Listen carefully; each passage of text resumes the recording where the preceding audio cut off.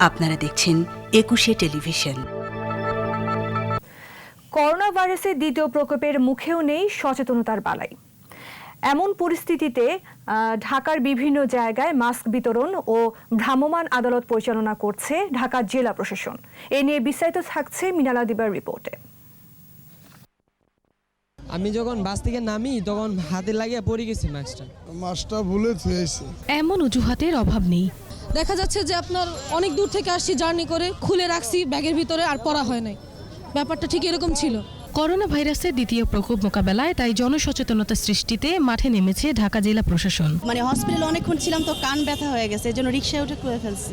Mask বিতরণ করার পাশাপাশি ভ্রাম্যমাণ আদালতে বেশ কয়েকজনকে জরিমানা করা হয়। 90% লোক মূলত মাস্ক পরে, 10% লোক মাস্ক তারা পরছে না, মূলত অবহেলাজনিত কারণে। অনেকের পকেটে মাস্ক আছে।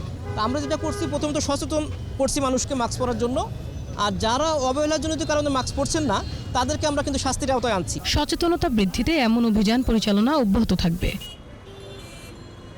মিনালা দিবা, ২১শে টেলিভিশন, ঢাকা।